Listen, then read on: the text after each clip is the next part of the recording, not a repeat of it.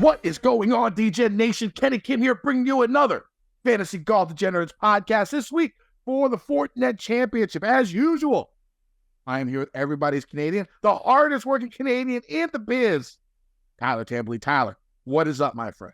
You know what they say, Kenny? Nobody cares this side. Nobody cares Ricardo. It's fine. We're back. Excited. I love the golf season. I love the swing season. A lot of opportunity here. We'll talk strategy when we get to the tiers and breaking it all down. We'll probably talk about it even before that, Kenny, because it's going to be a lazy week. I think a lot of people now into NFL mode. I'm doing a ton of NFL content right now also, so excited to be back here with you. Picking up, I think, a new sponsor here pretty soon, so we'll talk about that once we get to it. But for now, can hop right into it, man. We don't have as much to talk about as usual. I'll say one thing off the top, though, Kenny. The Listener League had a bunch of people reach out during the short break, so a couple things. One, Listener League will be here for the swing season. I'll get more details on it today. I'll tweet it out on my account at Totag and Tambo. You guys can check it out there. I'll get it out of the main account. Everywhere we need to put it will be smaller. I don't know if it'll be 500 or 750 entries, but it'll still be balanced. Something like 10% of the pool to first, 10% of first to 10th, double your money for last. Still, same as always, the $5 3-max. It still will count towards the final setup, the final prizes. It's the way she goes. And someone else reached out about that today. I just want to remind you, it was a winner, obviously, from previous. We will have our Tournament of Champions at the Sony Open. We clarified it. We confirmed it. We went through it all. That's the best time, the TOC, fun tournament. But the big one is the Sony Open, sort of the first tournament back that people actually consider the real deal. So, Kenny, I'll leave it up to you, man. But that's the breakdown for the Listener League upcoming. That sounds good, man. How was your break? Did you do anything crazy? I know you got it set up where you're doing like 17 shows a week. I don't know how you're going to do that, but I saw your schedule. Personally, for me, for football, I'm doing something a little bit different this year. I'm doing I had a really good season last year. Like, I think I was like 15-5 in bets. And I only picked like one game a week, right? And it's the game that I like, and it's the only bet that I do. So this year I'm going to post them on my Twitter feed under hashtag Kendo Picks. So you go ahead and check that for my NFL content that I'm going to do this fall. I know Tambo has about literally 18 shows. So go on to his Twitter feed, find out all that stuff. Did you do anything fun during the 2 weeks? You just work your ass off and grind out the shit. Plan those all out, man. I will say it quickly, though, because it's a time killer show for people. They're going to watch this, get their Fortinet news. We'll have that. We have timestamps for a reason, but very excited about some of the partnerships to set up. Excited for some of the upcoming shows. Going to be on with Degenerates 75, doing a weekly first look on Tuesdays for the NFL season. We'll convert to something probably golf-related when we get there, but for now, at least do that. And then Wednesday nights, really excited, partnering with Andy Lack. We're going to be on doing a Wednesday night. Love Andy. So, what's that? I love Andy. Yeah, everyone does. One of the sharpest guys out there. I'm excited. I'm very fortunate getting to work with both these guys. Already working with Mayo, doing shows with him. So just going to be a lot of fun, man, doing shows with you. We've got a good crew that we just all can bounce around. I just try and be involved in everything that I possibly can. Love doing the content. Love helping people out. It's always an exciting time. We'll have them both, golf and football. Love that you're doing some NFL picks, though. That should be a good time, and start following those and get those out there. 2-0. Week 1, 2-0, baby. 2-0. Who did you have? I took the Lions +4. Yeah. And I took the Eagles -4. Usually I'm just going to have one bet a week. But it was the first week of the season, so I went with 2. So start off, good track, 2-0. The only issues, of course, is I have a lot of Daniel Jones in season long, so I'm so fucked. I cannot. One game. Yeah, that's true, and I cannot finish last place in this auction league. So I'm in this auction league. We went down to Pinehurst to do the auction draft. It was a great time, strippers, booze, all the crazy shit that you could think of. Wonderful time with the boys. Had a great time. No arguments, no fighting. 10 guys drunk and fucked up the whole week talking about football. Usually there's some ruckus, but went smooth. Then I went to the U.S. Open with 2 girls. I literally wanted to murder both of them. I wanted to I'm not a violent man, right? But the thought crossed through my head to backslap each one of these girls that I was with. What I've come to realize now, because I've stopped drinking a lot. I don't drink that often anymore. I as much as I used to. Yeah, I'm not as fun. I'm getting old, trying to get healthy, whatever. But what I realize is I hate drunk people. I was like, did I act like this when I was drunk, and the answer is yes. The answer, of course, is yes. But what I've come to realize is I just hate drunk people, and they piss me off. And especially when I'm sober. When I'm drunk, that's different. But when I'm sober and other people around me are drunk, I want to just punch everybody in the face. I don't care if you're a man, a woman, whatever, a child. I don't care. I want to punch you in the face. That's what I come to realize. That's how I spent my vacation these last 2 weeks. But it was a good time. I'm ready to get back into the swing. This is season number 9 of the Fantasy Golf Degenerates podcast. Never thought we'd make it this far. 9th season. I think we're getting close to 350, almost 400 episodes. Shit's wild, and we're ready. I'm ready for golf this season. I'm ready to rock.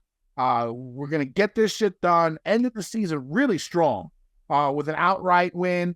With Hovland, the BMW hit Xander each way at the Tour Championship. Hit Sanjay each way at the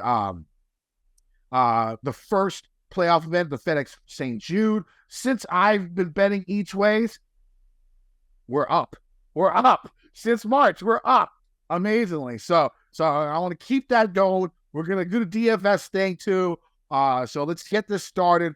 How are we getting started? We're going to just go straight to the course, Tambo? What are we doing? We don't have as many bets at the end, but I was just going to say we can start with the course preview just because I know that you said before the show you don't have a ton of bets, so we'll look at that. Obviously, one and done. I just made 6 bets in the last 15 seconds. So the betting card. He's got the bets now. That's good. Kenny's back. The betting card is full. Yeah. All right. So let's get started. PGA Tour heads to California for the Safeway Open from Safeway Open. I still have this shit as a Safeway Open. From the Fortinet Championship from Silverado Country Club's North Course. This event has been played at this course for the last 8 years. So looking at results prior to 2015, unnecessary. The 5 of the last 8 winners have been good to great ball strikers who have had issues with the flat stick. All of these past winners except Sink, 3 years ago, Homa, back-to-back years, were outside the top 100 in strokes gained putting for the year of their win. Cameron Champ, 136. Kevin Tway, 129th. Brendan Steele, 189th. Brendan Steele again, 105th. Griot, 107th. Now, on the other side of the spectrum, all 8 winners of this event were inside the top 76 in strokes gained tee to green for the year of their win. Homa was 24th 2 years ago, 17th last year. Sink was 75th. Champ 44th. Tway 76th. Steele 39th. Steele 25th. Griot 51st. Now, weather can definitely play a factor here, with chilly morning temperatures playing havoc on distance control and high winds being the norm. The course isn't a cakewalk, as the average winning score outside of Sink's minus 21 3 years ago has been around minus 17. And Johnny Miller, who helped redesign this Robert Trent Jones course, wants a major to come to Silverado. Probably not going to happen, but he wants it. So they tend to keep the greens firm and not add too much water to soften them up. We saw last year really, really dry conditions. And the one thing that really changed, because, at this course, when it was this dry and this firm, was strokes gained around the green played a much more important part in the overall construct of strokes gained throughout the field last year compared to all the other years. And in my opinion, it could just be an aberration. It could have just been a one-year thing, but it also could have been because of how firm and how crispy these greens and fairways were last year. And we should expect something similar. They have not had any rain this month. Now, granted, they had 100 inches of rain in the winter. It was the craziest winter that they had then. Now, that was a long time ago. I doubt that that's still going to affect what we've seen, because in the last month, there hasn't been that much rain. During this week of this event, I don't see any rain in the forecast. So I expect firm, fast conditions once again. Winning score minus 18, minus 17, around that area. Now, Silverado Country Club's North Course, 7,166 yard par 72 with a standard 4 par 3s and 4 par 5s. It was first designed by Robert Trent Jones and then redesigned by Johnny Miller in 2011. The 4 par 5s are the 4 easiest holes on the course. You must score on these holes. The majority of golfers will be able to reach these 4 par 5s in 2. 7 of the 10 par 4s are between 400 and 450 yards, and only 1 is over 450 yards, depending on the tee boxes used. So you will see a lot of wedge, short iron play onto the greens. 2 of the par 3s are lengthy, over 200 yards, and the other 2 are fairly short, between 150 and 175. Now, they did change the routing on this, so like the routing is going to be completely different from what we've seen. I forget exactly how it is, but I mean, still going to end on the 18th hole. There's like 4 holes on the front that are the same, but everything else is rerouted this year. So I don't know how much of a difference that is going to make. One thing is I would check and see maybe the rerouting changes of where it keeps easy holes like on the front. So like if a guy's playing 16, 17, 18 goes to 1, if 16 and 17 and 18 are easier and 1's easy, then you might be able to get that loop around to get those the 3 birdie bonus streak. You can look at stuff like that. I don't know how much I'm going to pay attention to it. Now, the trees. So off the tee, golfers are going to see like tight tree-lined fairways, very narrow fairways here. The trees are mostly sporadic, not bunched together like a lot of East Coast courses, but these trees are very tall and towering. The fairways themselves are fairly hilly with some slope, and golfers will have to deal with fairway bunkers placed strategically in the landing zone. What we saw last year, I think it was less than 50% of fairways landed on the fairways.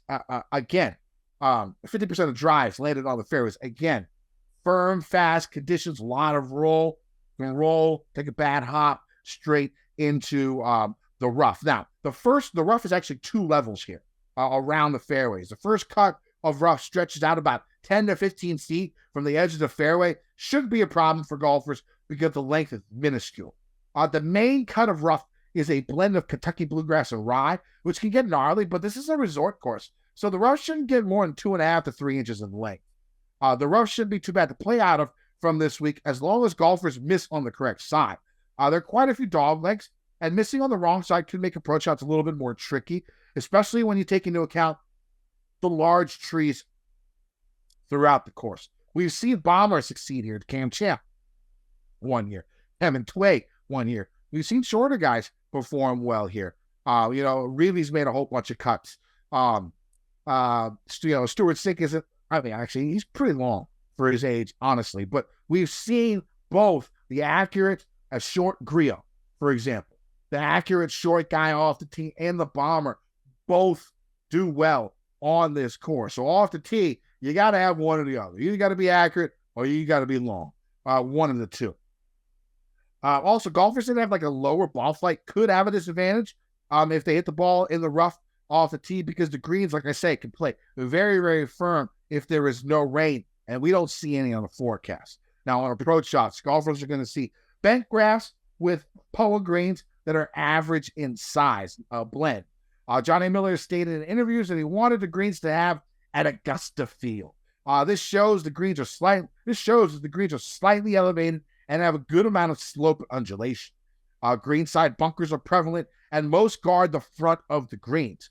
Many of the holes have tight, mown runoff areas, and missed approaches that land in these areas will make for a tough up and down on these elevated, heavily undulating greens. The greens can play firm, and I think they will this week, with a STID meter rating of around 11.5 to 12. Polo greens tend to get bumpy as the day goes on, but Justin Rose, a few years back, did say that these are some of the smoothest polo greens he has ever putted on. If you're looking for courses that are similar to Silverado while doing your research, Riviera, TPC San Antonio, Quail Hollow, Scottsdale, Torrey Pines, and TPC Four Seasons. All right, Tambo, what are you looking for in golfers this week? Yeah, stats-wise, you've sort of broke it out. One thing, a couple notes I'm going to go into instead of just that. Like you just did a good job breaking it down, but just a couple things I want to talk about were with, one, nobody's really been golfing lately, right? We've been talking all about the Ryder Cup and all that. We'll talk about that in the future on a different pod, but just to say it, like, how far are you going back in your model and looking at it? How far are you considering it? What are you taking into consideration when it comes to that? For me, I'm going to look at last 50, get a little bit more long-term, and I may actually take it out even further just to see what applies. But obviously course history, just looking at that last year, things like that you can bring across. But for me, the biggest thing, Kenny, is going to be same as always. these are lazy weeks. I talk about it all the time, but somebody might be new, just jumping in for the swing season, whatever it is, I'll repeat it. A lot of people are just going to listen to these shows. Anybody that puts out content this week will get listened to if people are playing DFS. They'll take all those thoughts, plug it in. We are going to land with some very heavy ownership on certain guys. That's going to lead for some good leverage spots. We'll talk about it a little bit on this show. Obviously, it's only Monday. Pricing just came out this morning. We'll be able to go through it, but all of you covered for sure over at chipitnation.com. We're going to have all that up this week with projections, with ownership. And once I see where the ownership's landing, there'll be a bunch of great plays that you can go to in this field that'll give you a leg up. Because again, this is not football. People are in football mode right now where you got to stack it and correlate it. And this quarterback, these two pass catchers, run it back. You don't get those options here unless we, of course, get some sort of wave advantage or something, but it just doesn't look that way. So for right now, the focus will just be individual plays that stand out. And is this guy at 22% ownership as, worth it when the guy below him is 4% owned and basically in the same spot? So for me, that's going to be the focus this week, Kenny. Just try and get different with my lineups, get unique. A lot of the chalk will just sort of be force-fed, but I know you're going to talk about Mr. Max Homa at the top, and he's going to be pretty popular, but probably for good reason. So I'll let you kick it off as we get into these tiers.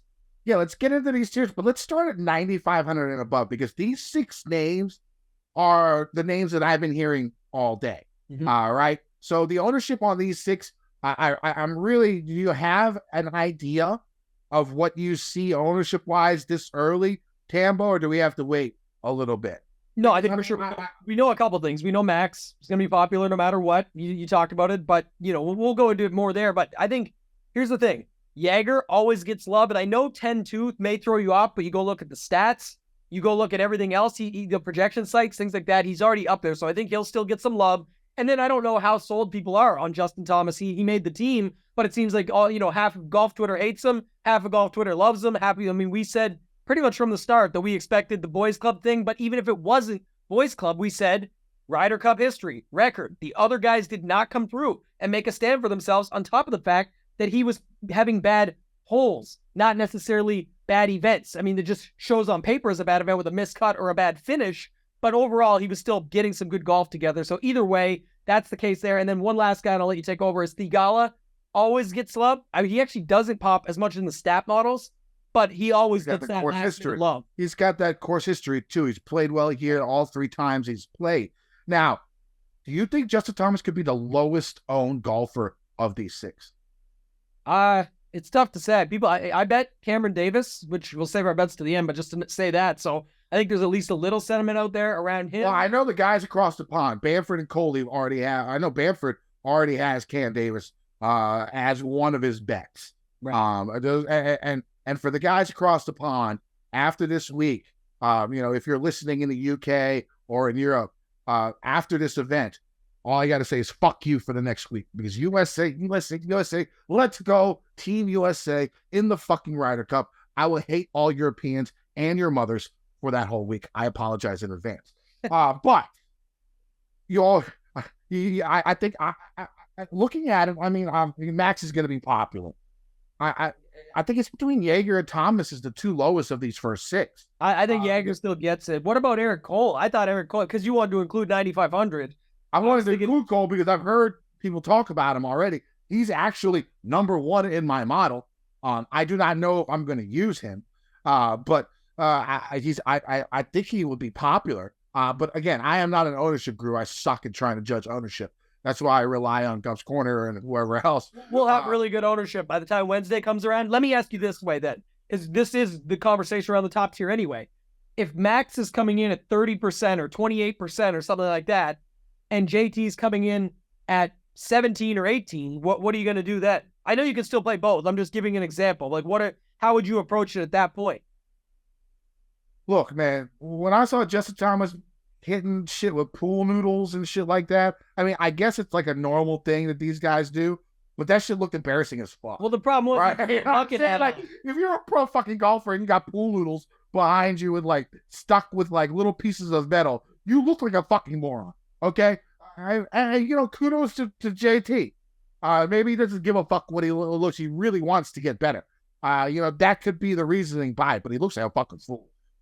He threw the bucket hat on, so it made it look worse. It made it look like he was just hanging out with his buddies, having a couple beers, playing some golf, but it was like he was actually trying to improve and get better. So just one of those things. So I don't think I can get behind JT at all this week. I can't do it. Now, if he goes out and wins this event, then, good for me, because the U.S. is going to want that ass in the Ryder Cup. Granted, I did bet the Euros.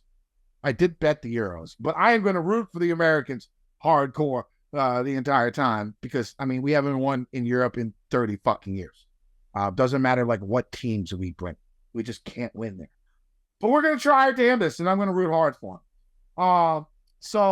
I don't think look, Max Homa was my first cash game cornerstone. It's simple. I said this for the last 2 years. You play Max Homa on Max Homa courses. Obviously, this is a Homa course. I'm going to play him in cash. There's no doubt in my mind. I'm going to start with him. Cam Davis, I like him a lot. If you look at Davis, just how strong he is on par 5 scoring. He is leaps and bounds better than any of these 6 in par 5 scoring. There are 4 easy par 5s on this course. He could just get all his scoring there and be in contention. That's how much better he is than the other guys in this range at par 5 scoring. So I really do like him. Those are my 2 guys in the 10K range. Now that we go down to the 9K range, Sahid, granted, he just ruined his life by proposing to his girlfriend. I'm hoping she said no, but I think she said yes. Looked like she said yes. Yeah, it looked like she said yes. I guess there wouldn't be an Instagram picture if she said no. That would be awkward, right? I've been there on the engagements before, and you'd be shocked at what women say yes to. You've heard the stories. You've heard my story about my engagement, throwing the ring at the girl, and her saying yes. So, I'm sure she said yes. But I'm worried about that. And, it's just a mental thing. I can't get behind people who want to change their lives that drastically and then go out and want to play a game. It's just something about it. I don't know. It's because when I was engaged, the 3 times I was engaged, I was going through shit in my head every fucking day. I was like, you shouldn't be doing this. You shouldn't be doing this. You shouldn't be doing this. You shouldn't be doing this. Basically over and over and over in my head. And of course my head came out ahead, and I never did it. We'll see. But the guy has played this course well. He's someone I'm thinking about.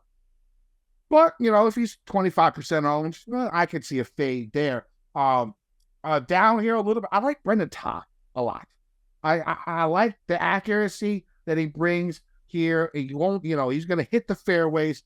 His good drive percentage. If you read Andy Lack's article this week, go check it out on rickrunner.com. He talks about how important the good drive percentage was last year.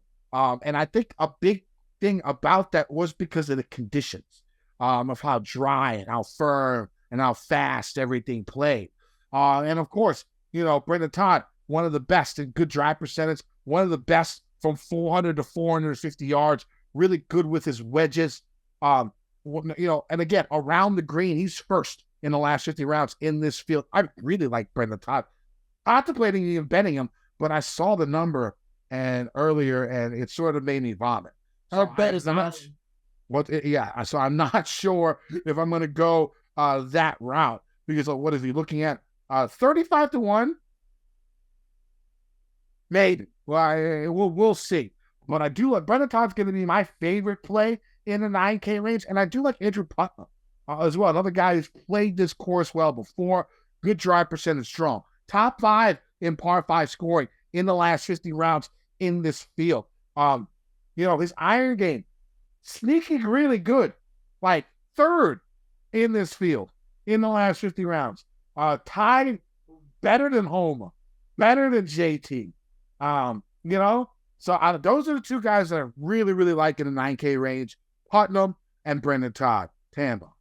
Yeah, I like both those guys. The other guy that stood out was JJ Spawn. I'm always on Spawn, but you look up some of the stuff that he's got around here with the stats over the last 50, he still pops. I will note, I think Bo Hostler is going to be a guy that becomes pretty popular just because. People will click him. I know the stats don't show it as much in the model that I'm looking at, but just to break it down, I think over as the week goes on, he gets popular at 9,300. I saw some people bet him at 33. I think he's down from that number now. So Don't hate your Brendan Todd call there if you just wanted to pivot, but for me, it's JJ Spawn, Putnam down at the bottom. Those are the two guys there beyond the ones that we talked about up top. Like, and the ones I mentioned there too, by the way, Steven Yeager, who I talked about, Thigala, who you mentioned, Cam Davis. I like all those guys up at the top. Go down to the 800 range there, Tampa. Who you like? Yeah, right now, just looking at the stats and stuff, there's not as much popping in this range, but I think when I'm talking about going up top there, Kenny, that's the other thing. I forgot to mention, I guess, with the strategy side, but because all those guys up top pop quite a bit differently than this next range, probably going to be more of a stars and scrubs week for me and still be able to do it, because when you get down there, there is going to be certain guys, whether it's Andrew Novak or Nate Lashley or Kevin Yu or someone like that start to pick up steam as we get to Wednesday. And for me, it's going to be just able to find different guys down there that nobody's on. Like, there's so many guys in that range that are all sort of the same type of odds that you can get different down there and then just get a couple of these guys in from 95, 100 and above, the first range that you talked about. So, Spawn, Putnam, the previous range, this range, if I'm looking here, maybe Lucas Herber, and then Akshay, always a guy I like. I bet Akshay. I got those two guys confused. I apologize. Akshay is the one that got engaged, right? Correct. I forgot. Yeah. Not Thigala. Not Thigala. Oh, well, then I'm playing Seed. I'm playing Seed. There you go. We're going to play Seed. X on Akshay. He's too young anyways. What are you doing getting married at like 21 years old? She's a down chick, though, man. He loves her. She does everything for him. She goes to all the events. She stands there, watches him practice. It reminds me of... with that age, you're a professional golfer. You got to smash. You got to smash as much as you fucking can. Come on, now. The guy got mad, though. He's in shape. I mean, you know what I'm saying? At that age, why the fuck would you get married? Like, why? Like, I'm telling you right now, like, 80% of my friends that got married before 30, divorced with kids, paying child support, hating life. Basically, that's what it comes. 80% of my friends, they got married before 30 years old.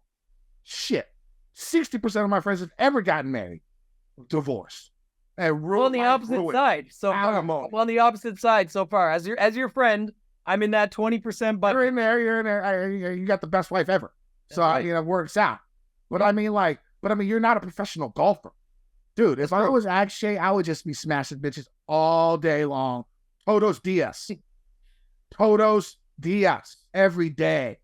I mean, come on, man. You got mad, though. You're in shape. You're a professional athlete. You're playing golf, so you can get, the blonde girls. I mean, come on now. Like, what's he doing? Akshay is the new title. We'll let the producer know. Akshay SMASHtia.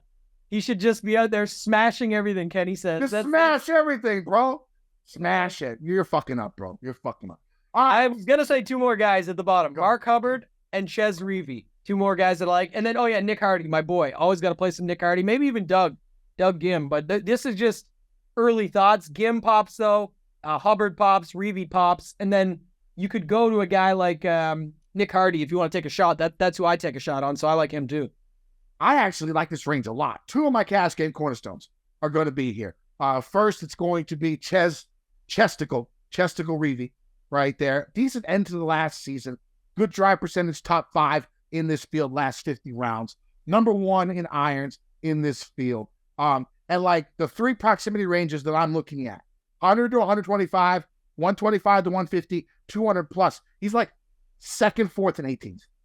Like, one of the best iron players out there. All he's got to do is be decent around the greens and make some putts. I think he can win this event. So, Chesticle, 2nd cash game cornerstone. 3rd cash game cornerstone, Seaweed Doug Kim, 8K. Again, good drive percentage, extremely solid. Tee to green, top 5 in this field. A wedge game, very, very strong. Par 5, strong. Love those guys, love those bets. I think I got Ches at 40 and I got Doug at 50. If I remember correctly, now all my bets are gone. But yes, that's where I'm going to go probably. And I like Streelman. He has played well here in the past. He has a top 5 in his repertoire at this event. He's had some peak weeks last year where he just sort of came out of nowhere. Again, really good drive percentage. wedge game strong. You can see where I'm going with this. Around the green strong. Iron game is there. I do like Streelman a lot. So I really do like this 8K range a bunch. I'm going to have to figure out how to maneuver my lineup construction to be able to get enough of these guys in the 8K range. And I think I'm going to do that by not playing too much of this 9K range outside of Putnam and Brendan Todd. So that's probably how I'm going to go about my roster construction when it comes down to it. Just not going too heavy, except for there's two guys in the 9K range. Play my 2 or 3 favorites in the 10K range and just go from there. All right, let's go 7,000. Go ahead, Tambo, because this is where it starts getting difficult. This is where the talent level sort of drops precipitously. I actually like the thought here, though, is, okay, so I said it up top. I think that range of 9,400, maybe, I don't know how to say it the best way, but I guess like 9,500. The first range you went with, 9,500 above, you can pick and choose your 1 or 2 guys below it, but that is, to me, much better than the 8K range.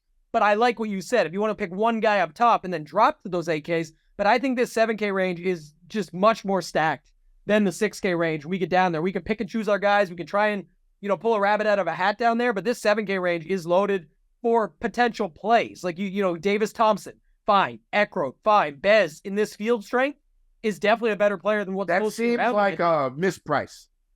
Seems like a very good price at 7,800, but again, that type of thing. Him, Ekro, guys like that will pick up steam.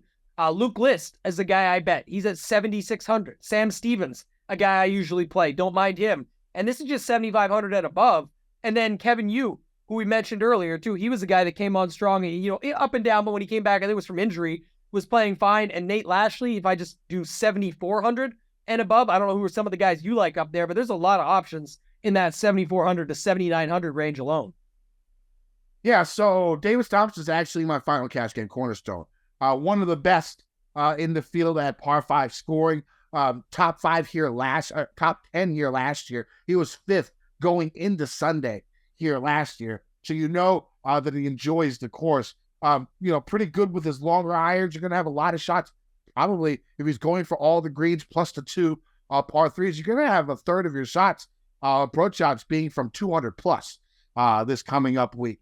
I like him. I like his skill set. I'm a fan. The numbers aren't all there for him. Sort of just a field play. And I do like him. He had a decent season last year. I think top 80, top 70, something in the FedEx Cup point list. So not horrible. I like him at this price a lot. And I put a bet on him as well. I think he was 50-1 if I remember correctly.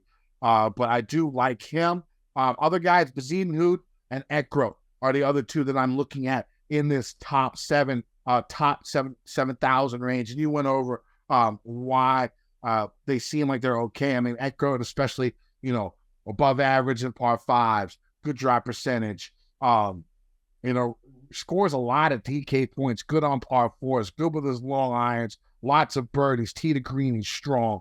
I think Ekro makes a lot of sense here. Going down a little bit further, Dylan Wu, I think he makes a lot of sense. Again, another guy who crushes par 5, gets a shit ton of DraftKings points. And, he could putt his ass off, tons of birdies, tee to green, and approach inside the top 20 in this field.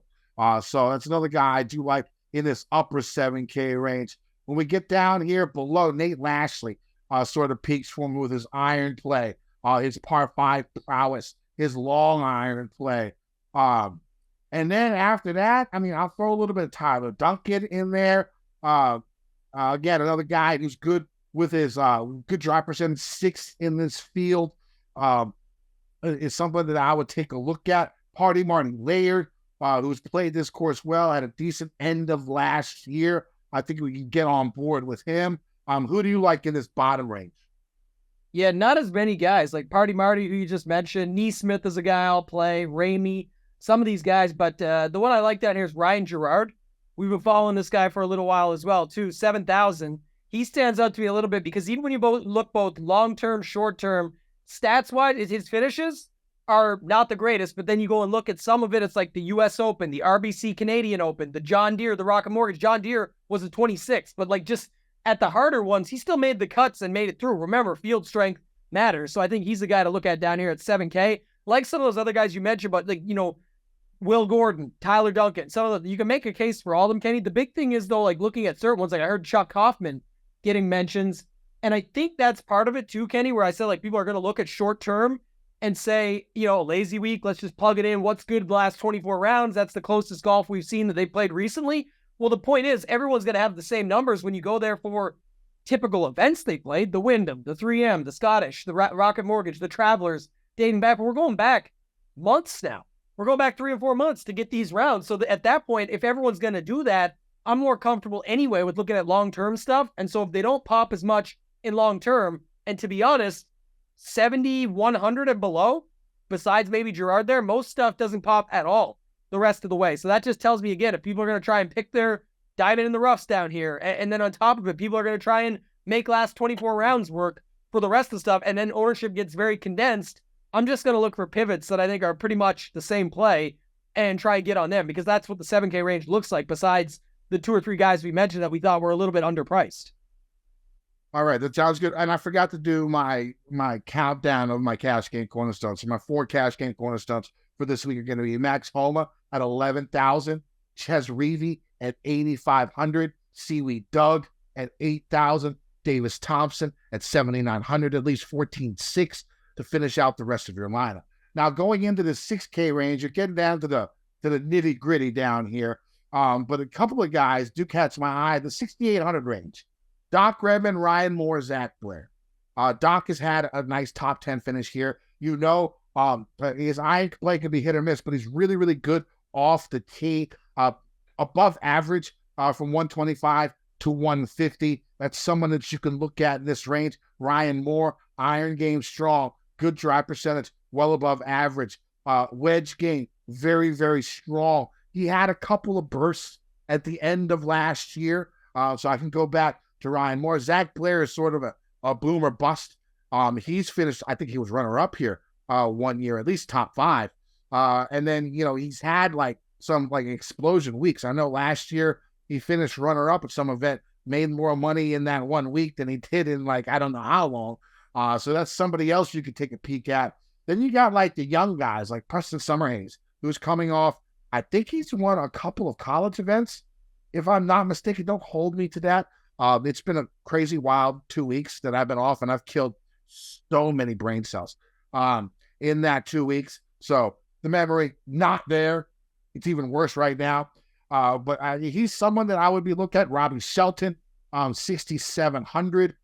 Kevin Roy, iron game, exceptionally strong. Someone that you can use at 65. Other than that, I don't know, man. Who do you got?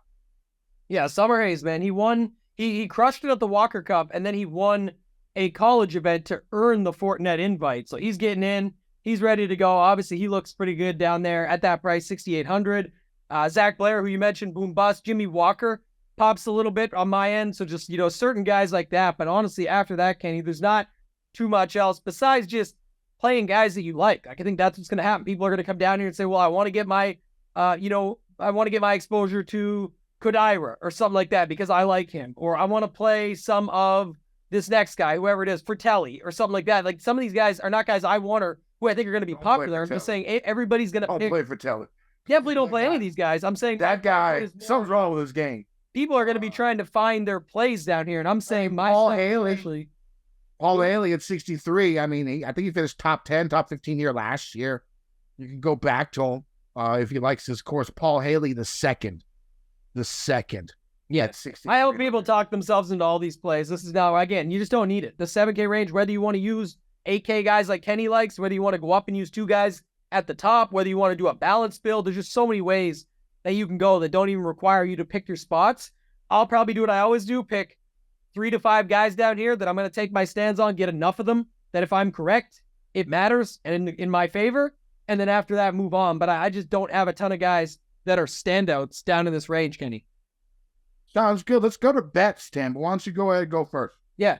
5 bets for me. I got Cam Davis at 22. I got our title of the show, Akshay SMASHtia at 45 to 1. I got Ryder at 70. I got List at 70. And then Baroff talked me into EVR. I got him at 100. So, those are some of the guys. You can play them all as well. I think Davis, see what the steam looks like on him. If it picks up, you've got Jaeger and Thigala above and below, but we'll see. Those guys are usually the ones that get the steam anyway, so it'll be tough to say how it goes there. But Davis up top, really like the Akshay bet, and then those longer shots are just whatever. Each ways on Batia, Ryder, List, and EVR, nothing on Davis. Just let him ride at 22. All right, that sounds good. So I had my betting card, but I lost it now. Oh, there we go. All right, so what I'm going to do, I got 3 bets, 50 to 1 or under. These are all going to, every single one of these bets is each way. Davis to 8 spots. Davis Thompson, 40 to 1. Ches Reavie, 50 to 1. Doug Kim, 50 to 1.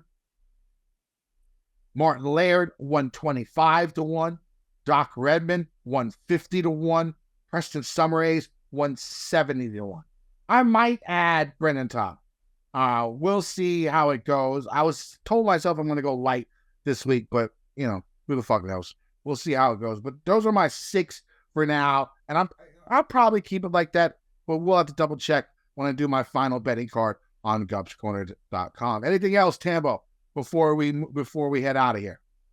No, I think, like you said, just, lazy week, as I talked about, it's going to be something where people are just focusing in on that. We just got to make sure we're getting different in those spots. I'll be all covered over at shipitnation.com. You can get in there. Last day to get in at $59 a month, or for the $321 six-month bundle. So check that out. Excited for all the upcoming content that I got. You can find me on Twitter/X. I don't know, when do we officially move, or do we just always call it Twitter, Kenny? I was going to ask you that. Probably. I think it's enough time where it's X now. Yeah, you can find me on X at Toe Tag and Tambo. This week, week 2 of the NFL season, the tidbits will be out on Friday. We'll have you covered there for that. Find me on X at KendoVT. You can find my articles on gupscorner.com. Use promo code Kenny, Kenny.